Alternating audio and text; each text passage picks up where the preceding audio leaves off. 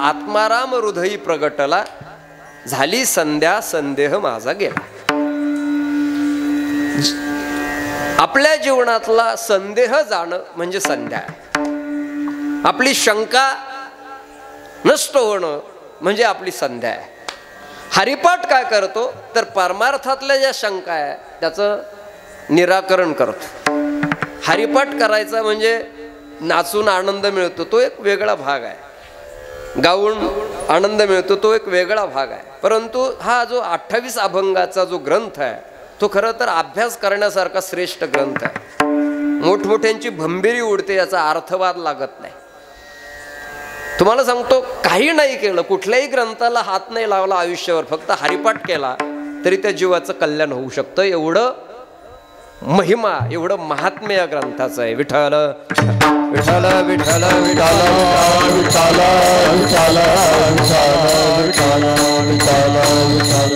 महाराज म्हटले, तुमच्याकडे एवढं अपरिमित अगणित पुण्य निर्माण होईल की त्या पुण्याची गणना कोणी करू शकत नाही. पुण्याची गणना कोण करू शकतो, हे सामर्थ्य या हरिपाठात आहे.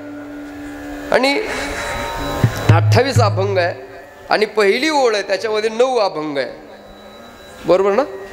पहिला अभंग आहे देवाची, दुसरा आहे चहुवेदी, तिसरा आहे त्रिगुण, आणि बरेच लोक त्रिगुण सार असंच म्हणते. त्रिगुण असार, निर्गुण हे सार. चौथा अभंग आहे भावेविन भक्ती. पाचवा अभंग आहे योग याग विधी येणे नोये सिद्धी. आणि हा चिंतन सेवेकरता निवडलेला आजचा हा 6वा अभंग आहे साधुबोध झाला. तुम्हाला सांगतो, प्रत्येक अभंगाची संगती आहे बरं. या ग्रंथाचा फार बारकाईनं अभ्यास करायला पाहिजे.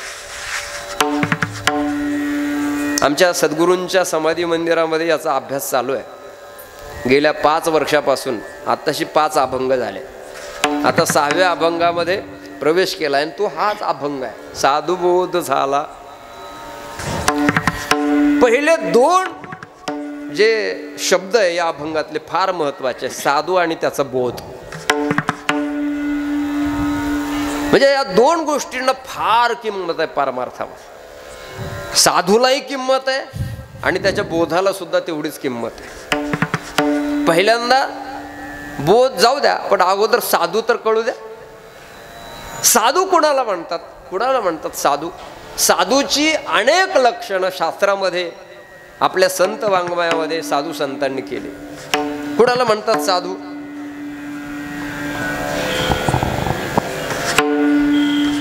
एकनाथ महाराजांची व्याख्या सांगतो. एका जनार्दनी साधू, एका जनार्दनी साधू, एका जनार्दनी साधू, एका जनार्दनी साधू,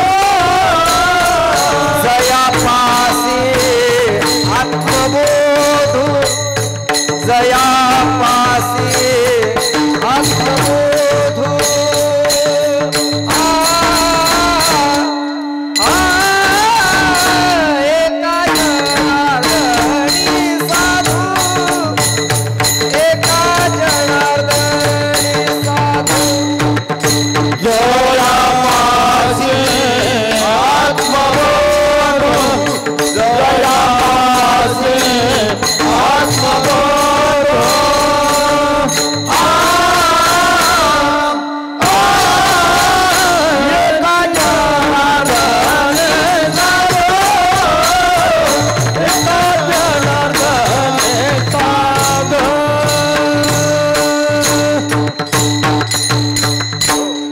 ज्याच्याजवळ आत्मबोध आहे तोच साधू आहे. बाकी जे साधूच्या नावाखाली जगभरामध्ये जो गोंधळ दिसतोय ना, तो फार हास्यास्पद आहे नाही का. म्हणजे कर्म करायचे, आणि तुकाराम महाराजांनी त्याचं खंडन केलंय नाही का. ऐसे कैसे कर्म करोनी, त्याला म्हणू नये साधू. जगी विटंबना बाधू, मुक्ताई म्हणतात. मुक्ताई महाराज म्हणतात ते विडंबन आहे जगामध्ये, तो साधू नाही आहे. मी निळोबा महाराजांची आणखी व्याख्या सांगतो. आता एकनाथ महाराज म्हणतात, एका जनार्दनी साधू जयापासी आत्मबोधू. निळोबा महाराज म्हणतात, निळा म्हणे तोची साधू जयापासी ब्रह्मबोधू. तुम्ही बघा, दोन व्याख्या आहे, आत्मबोध आणि ब्रह्मबोध. आता आत्मबोध आणि ब्रह्मबोध याच्यातला बोध हा शब्द समान आहे, आणि आत्म आणि ब्रह्म हे वेगवेगळे का समान आहे? दोन आहे का एक आहे?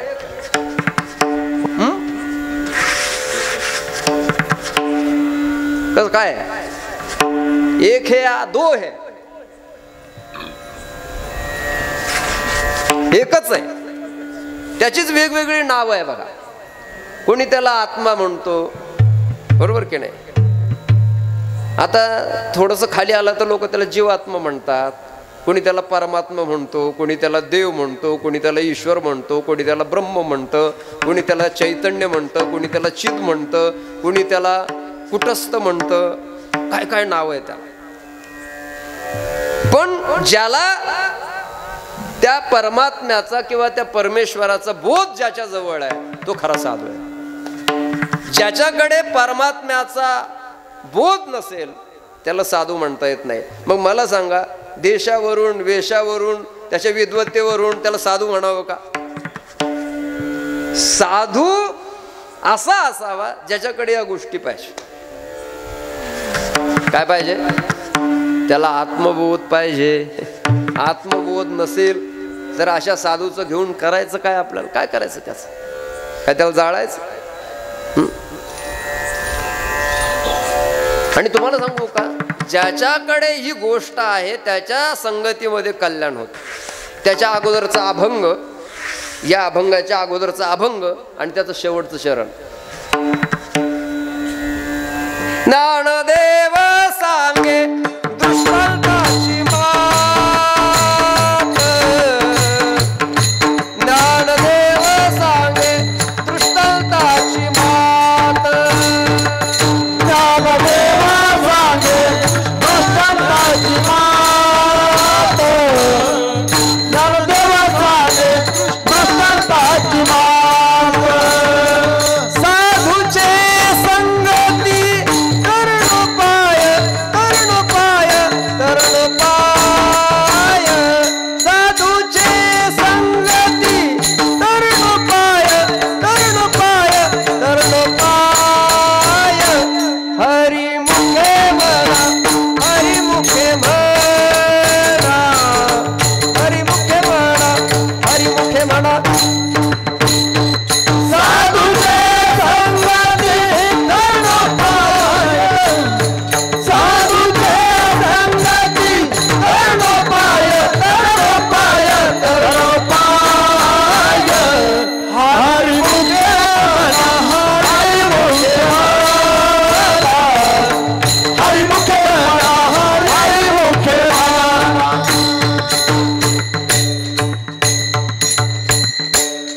हो, दृष्टांतची मात म्हटले. म्हणजे जे दृष्ट आहे त्याच्या अंतावरती जो असतो त्याला म्हणतात दृष्टांत. आणि त्याची मात म्हणजे त्याचा सामर्थ्य, त्याचा पराक्रम काय आहे? दृष्टांत काय सांगतो तर हा सिद्धांत सांगतो की साधूचे संगती तरुणोपाय. आपल्याला जर तरुण जाण्याचा उपाय पाहिजे जर असेल तर एकमेव गोष्ट कामाला येते, त्याचं नाव आहे साधू. कलियुगामध्ये फक्त श्रेष्ठ गोष्ट एवढीच आहे बाबा, बाकी काहीच नाही. परमार्थ करायचा जर असेल ना, अशा साधूच्या आश्रयाला जावं ज्याच्याकडे आत्मबोध.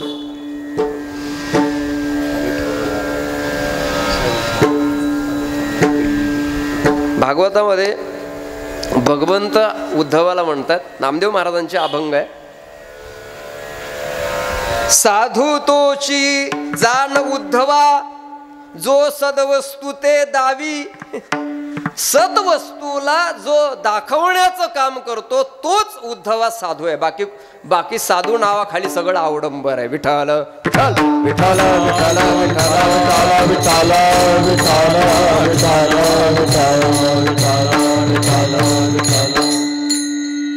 सदवस्तू म्हणजे काय? सत्यवस्तूला दाखवण्याचं काम. आता तुम्ही सांगा, सत्यवस्तू काय आहे सृष्टीमध्ये? या जगतामध्ये सत्य वस्तू एकच आहे, तो म्हणजे तो भगवंत.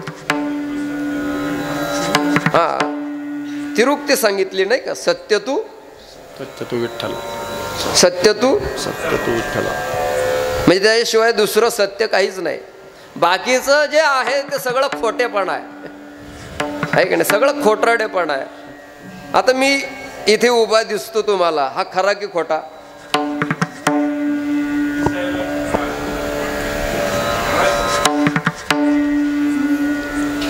बोला बोला, मी तोपर्यंत पाणी पितो, सांगा मला.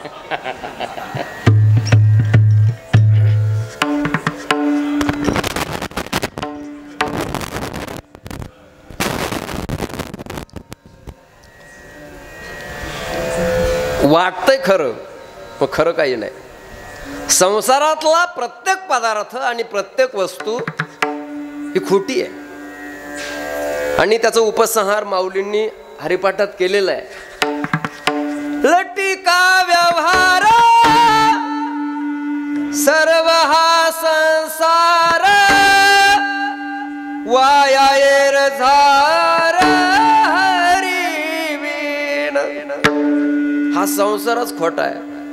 मग संसारामध्ये जे दृष्टीगोचर डोळ्याच्या कक्षेच्या पात्रतेमध्ये येतात, जे मर्यादित झालेले वाटतात, ते सगळे खोटे आहे. म्हणजे दृष्टीला जे दृष्टीपाताच्या मर्यादेत येतं ती, आणि जे दृष्टीला दिसत नाही ते कसं खरं की खोटं? बरं जाऊ द्या, हे पचणार नाही, माझं जाऊ द्या. हा जो सूर्य दिसतो आपल्याला रोज, तो खरा की खोटा?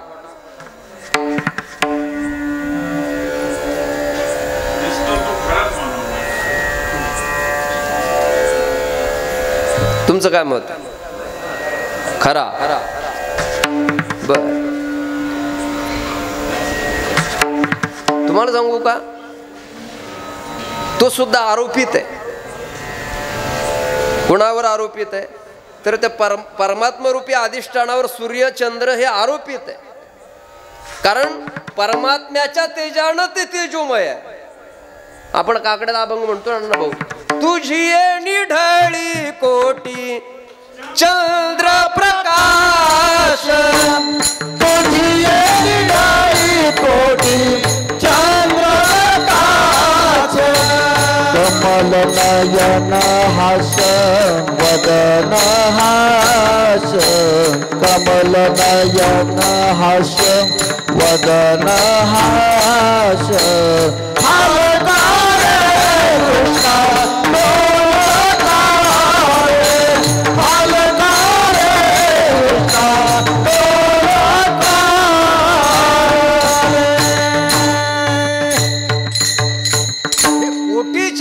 जो प्रकाश आहे हे कोणाच्या निढळावर? कोणाचा अभंग?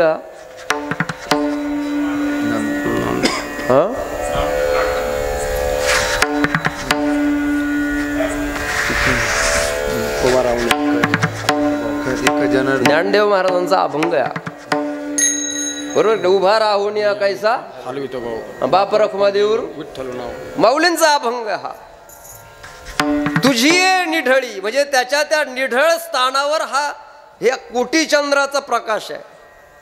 मग तुम्ही बघा, चंद्र ज्याच्यामुळे प्रकाश येत आहे, मग आपल्याला वाटतोय की हा चंद्र प्रकाश येत आहे. खरा आहे का तो प्रकाश? नाही नाही, त्या भगवंताचा प्रकाश आहे, ह्या सूर्याचा प्रकाश खरा नाहीये. सूर्य जो चालतोय ना, म्या बोलविल्या वेदू बोले, म्या चालविल्या, अरे मी चालवायला मी गती जरी दिली तर तो चालेल. म्हणजे सूर्याचं अस्तित्व कुणावर आहे? त्या परमेश्वरावर आहे. मग सूर्य खरा खोटा? त्या परवाच्या महाराजांनी एक गोष्ट काहीतरी अनन्यतेविषयी एक दृष्टांत सांगितला होता, तुम्हाला आठवतो का? कमळ विकसित होण्याकरता सूर्याला उगवावा लागतं, असं काहीतरी सांगितलं होतं, मला आठवत नाही. ते म्हातारं झाल्यामुळे मला विसरायला होतं. वयाचा तो परिणाम आहे. सूर्य उगवतो हा काय प्रकाश देणं हा त्याचा दुय्यम भाग आहे, बरोबर की नाही? आता खरं तर आमचे बाबा किंवा आमचे महाराज नेहमी सांगतात चिंतनामधून, सूर्याचं उगवणं आणि मावळणं हे साप खोटं आहे, खरं नाही. त्याचं उगवणं आणि मावळणं हा भास आहे. मला सांगा, सूर्य फिरतो का पृथ्वी फिरते? पृथ्वी फिरते. हा, पृथ्वी फिरते. मग आपण आता वाटतोय एका जागेवर बसलेलो आहे. आपण कसं आहे? आपण जागेवर आहे. आता तुम्हीच म्हटले पृथ्वी फिरते. आपण आता कुठे आहे? मग पृथ्वी ही गतीत आहे का कशी आहे? हा, तिला वेग आहे. आपल्याला वाटतंय की आपण एका जागेवर, अजिबात नाही. तर आपण कशात आहे? प्रवासात आहे आपण. सूर्य एकाच ठिकाणी आहे, तो काय हालत नाही जागता. पृथ्वी स्वतः भोवती फिरत ती सूर्याला प्रदक्षिणा करते. मग मला सांगा, सूर्य उगवतो मावळतो, खरं की खोटं? खोटं. बोला. खोटं. खोटं. बरं, जाऊ द्या. तुम्ही सूर्याला मानणार आहे, कारण सूर्य ही देवता आहे की नाही? अरुण देवता म्हणतात ना त्याला, अरुणच म्हणतात ना त्याला. त्याला दिनकर म्हणतात, त्याला भास्कर म्हणतात, वेगवेगळी नाव आहे. त्याच्या प्रकाशामध्ये जगाचा व्यवहार सुरू होतो आणि म्हणून तो उपकारक गोष्ट आहे. असो, आपल्याकरता नमस्कार करत जा. कारण पूर्वी सूर्य नमस्कार घालण्याची पद्धत होती, म्हणजे देव देवतांना आपल्याकडे मान्यता आहे. जाऊ द्या, हे जपणार नाही. खरं जर पाहिलं तर हा समजतो जो संसार आहे तो काय खरा नाही. तो फक्त खरा असल्यासारखा वाटतो, पण नाही आहे. खरी एकच गोष्ट आहे, तो म्हणजे भगवंत. आणि या भगवंताचं ज्ञान ज्याला कुणाला होतं त्याला म्हणतात साधू. विठ्ठल विठ्ठल विठ्ठल विठ्ठल विठ्ठल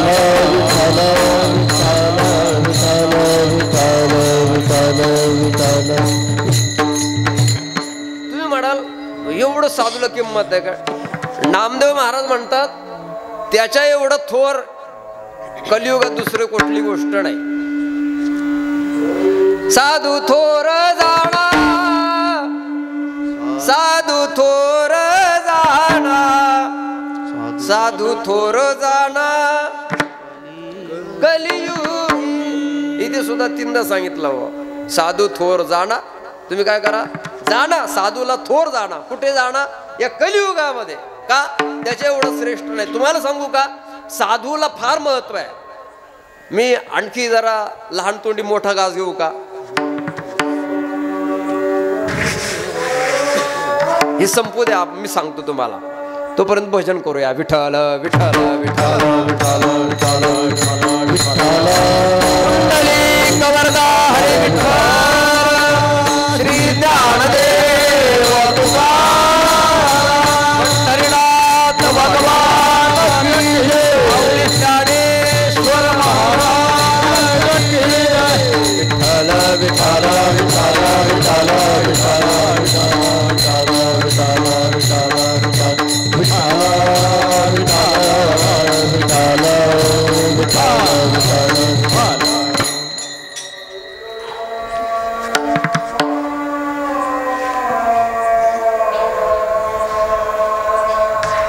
लहान तोंडी मोठा घास घेतो.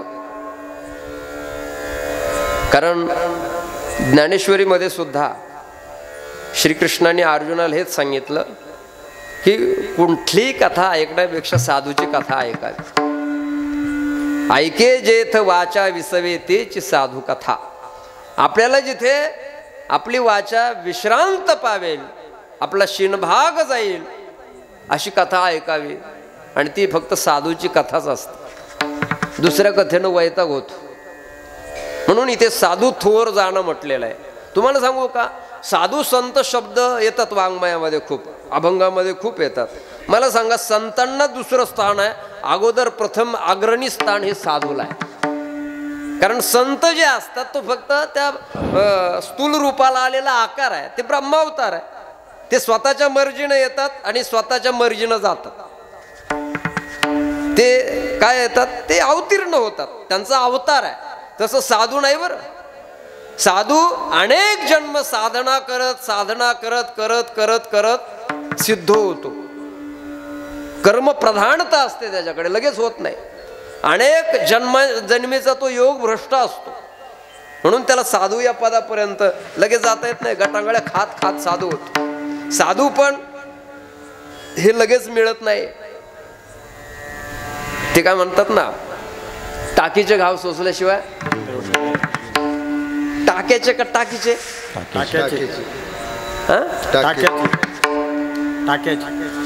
टाके. ते पाथरवट काय घालतो त्या दगडावर? नाही नाही, ते जात्यावर काय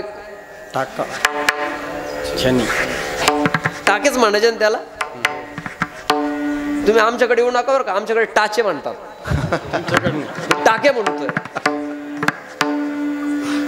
टाकेचे घाव सोसल्याशिवाय देव पण येत नाही. त्या मूर्तीला जर व्यवस्थित आकार द्यायचा असेल तर त्याच्याकडे संयम पाहिजे, तिच्याकडे सहनशीलता पाहिजे. आणि तुम्हाला सांगू का, साधू पण येत नाही. आणि तुम्हाला सांगू का, माझ्या आयुष्यामध्ये, तुम्हाला पटो अगोदर न पटो, पण माझ्या प्रवासाचा अनुभव आहे, एकमेव अनुभवाला आणि सामर्थ्यशाली जर महात्मे साधू या पदावर कोण जर मला अनुभवाला आले असतील तर ते ब्रह्मीभूत सद्गुरू श्री अण्णाप्पा महाराज. आता तुम्ही म्हणाल कसं? आमच्या गुरुजींनी एक वाक्य सांगितलं, गाव का जोगी जोगड्या. त्यांनी लिहिलंय पुस्तक. गावात माणसाला किंमत नसते, जिथं पिकतं तिथं विकत नसते. परंतु आमचे बाबा म्हणायचे की साधू आणि अपवाद हे एकाच ठिकाणी नांदतात. अपवाद नाही तो साधू कसला. विठ्ठल विठ्ठल विठ्ठल विठ्ठल विठ्ठल विठ्ठल. आणि त्यांच्या मुखातलं वाक्य आहे आणि त्याला पुरावेत आता तसे प्रमाण गोळा केलेले आहेत. ते म्हणायचे साधूला लगेच किंमत येत नाही. साधूचं साधू पण जगाला लगेच कळत नाही. एखादं शतक जाऊ द्यावं लागतं, 100 वर्ष द्यावे लागतात, तेव्हा साधूला किंमत येते. फार मोठी गोष्ट आहे. आणि माझ्या नजरेत आणि माझ्या अनुभवात आत्तापर्यंतच्या प्रवासात एकमेव साधू कोण जर असेल तर ते बाबा आहे. आणि तुम्हाला त्यांचा अनुभव जर पाहायचा जर असेल, माझ्या गुरुपरंपरेचा सन्मान करणं हे माझं कर्तव्य आहे. कारण गुरु ही जरी बहुतांची माय जरी असली तरी ज्ञानाचं अंजन घालण्याचं मोठं काम ते करत असतात. या परंपरेमध्ये आपला प्रवास अखंडितपणे दिव्याच्या धारी ज्योतीप्रमाणे अखंड तेवत ठेवण्याचं काम फक्त साधू पुरुष करू शकतो, बाकी कोणी करू शकत नाही. आणि आमच्या सद्गुरू महाराजांनी अनेक साधकांना एकत्रित घेऊन त्यांचे अनुभव एकत्र करून आता ग्रंथ लिहिलाय, बाबांचं चरित्र. आणि त्याला माझ्याकडे मी दाखवण्याकरता आणला बरं. हे बघा, हे पुस्तक आहे, दिसतंय ना तुम्हाला? हा बाबांचा फोटो आहे. आणि याला माऊलीच्या अभंगातून याला नाव दिलंय उत्तरपंथीचे कापडी. उत्तरपंथ म्हणजे ब्रह्मज्ञानाचा अधिकृत वारकरी संप्रदाय. आणि कापडी या शब्दाचा अर्थ होतो वारकरी. उत्तर पंथाचे वारकरी म्हणजे बाबा. आणि याच्यात 133 लोकांचे अनुभव आहे. आणि आपल्या गावातील लोक आहेत त्याच्यामध्ये, पण ते आज दर्शन घ्यायला सुद्धा येत नाही, हे दुर्दैव आहे. त्याच्यामध्ये ज्यांना पार मुक्तीच्या वाटेवर आणून ठेवलं, मी नाव ठेवत नाही बरं त्यांना, ज्याचं त्याचं कर्म असतं शेवटी. आपले सावळे हरी बाबा आहे बघा, त्यांना फार श्रेष्ठ बोध केलेला आहे. त्यांचं इथे रेकॉर्डिंग आहे बरं, उपलब्ध आहे. आणि हे काय प्रत्येक साधकांचे अनुभव आहे. आणि फार गोड पुस्तक आहे. 324 पानं याच्यामध्ये. ज्यांनी ज्यांनी बाबांना पाहिलंय, मला वाटतं तात्यांचं नाव आहे, या विष्णूचं सुद्धा नाव आहे ना रे? तू पण सांगितली होती ना माहिती. आपल्या गावातील हरिभाऊ सरांचे वडील आहे, म्हणजे माऊलींचे तुमचे पिताजी विठोबा भाऊ पाटील सिनारे. आणि असे अनेक लोक आहेत की त्यांच्यामुळे साधू काय असतो हे कळालं. म्हणजे हेच नाही, आपल्याकडे कमी लोक आहेत, परंतु तुम्ही भंडारदरा परिसरामध्ये गेले तर अनेक लोक आहेत बाबांचं बोध ज्यांनी श्रवण केला आणि त्यांच्याप्रमाणे आचरण करणारे पुण्यामध्ये खूप लोक आहेत. इथे आता आम्ही जे येतोय ना 100 लोकांची जवळपास दिंडी असते. 100 लोक येतोय समाधी स्थळावर आणि आपले तिथे आहे. मी काय ॲडव्हर्टाईज करत नाही, सत्य गोष्ट सांगतो. तुम्हाला सांगू का, साधू हा थोर असतो कलियुगामध्ये, याच्याबद्दल बोलतो. कलियुगामध्ये दुसरं काही नाही. तुम्हाला सांगू का, आणखी एक पुन्हा मोठा घास घेतो, तुकोबांचं प्रमाण सांगतो. ऐसे बळ नाही आणि काचे अंगे, ऐसे बळ नाही आणि काचे अंगे, ऐसे बळ नाही आणि काचे अंगे, ऐसे बळ नाही आणि काचे अंगे. तपतीर्थ जगी दान व्रत, तपतीर्थ जगी दान व्रत, तपतीर्थ जगी दान व्रत, तपतीर्थ जगी दान व्रत. ऐसे बळ नाही आणि कांचे अंगे, ऐसे बळ नाही आणि कांचे अंगे, ऐसे बळ नाही आणि काचे अंगे, ऐसे बळ नाही आणि काचे अंगे.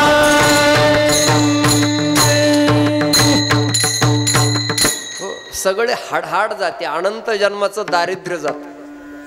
पाप ताप दैन्य जाय उठा उठी झाली या भेटी हरिदासांची. हरिदास म्हणजे अशा थोर महात्म्यांची भेट झाली साधूची. आणि हे सामर्थ्य कोणात नाहीये. तप केल्यानंतर सुद्धा त्याची बरोबरी होऊ शकत नाही. म्हणजे साधू पुढे तप सुद्धा कमी आहे की नाही. खरं तर तपश्चर्येमुळेच तो साधू बनतो. त्याला साधू बनण्याकरता तप ही साधन आहे, पण साधू पुढे तप सुद्धा फिक आहे. बरं, तीर्थच त्याचं दर्शन करण्याकरता येतो नाही का. तुम्ही बघा, गंगामाई स्वतः दर्शन करण्याकरता आला, माऊलींच्या आले का नाही. तीर्थावळीचे अभंग बघा. ज्ञानदेव महाराज आणि संत श्रेष्ठ नामदेव महाराज गेले होते कुठे, तीर्थयात्रेला. त्यावेळेस गंगामाईनं आपलं रूप प्रकट करून माऊलींच्या चरणाचं तीर्थ घेतलं नाही का. तीर्थे तया ठाया येती पुनीत व्हावया. तीर्थांना सुद्धा पवित्र करणारी ती साधूंची चरण कमलय. अलग लक्षात. बरं, दान सगळ्यात श्रेष्ठ दान सांगितलं, पण दानाचं पुण्य सुद्धा साधू पुढे कमीच पडत. व्रत, लोक व्रत करतात. आता श्रावण धरलाय बऱ्याच जणांनी, धरला ना. आता काही लोक धरतात श्रावण, बळजबरीनं धरतात. आमोशापर्यंतच असतो ना बैल पोळ्याची. पण शेवटची रात्र फार कठीण जाते त्या. पण हे जे व्रत आहे ना, ही व्रत सुद्धा कमी पडतात त्या साधूच्या सामर्थ्यापुढे. म्हणून साधू हा श्रेष्ठ आहे बघा. त्याच्या एवढं श्रेष्ठ कोणीच नाही. आणि तुम्हाला सांगू का, साधूच्या सोप्या सोप्या व्याख्या आहे. तुम्हाला साधू कडून घ्यायचं आहे का, तुकोबांचा आणखी एक अभंग आहे, प्रसिद्ध अभंग आहे. जे का रंजले गांजले त्यासी म्हणे जो. हो, जग ज्याची प्रतारणा करतं त्याला जवळ करण्याचं काम साधू करतो. त्यासी म्हणे जो आपुले तूच. बस. तुम्ही म्हणाल मग साधूला एवढी किंमत आहे. हो,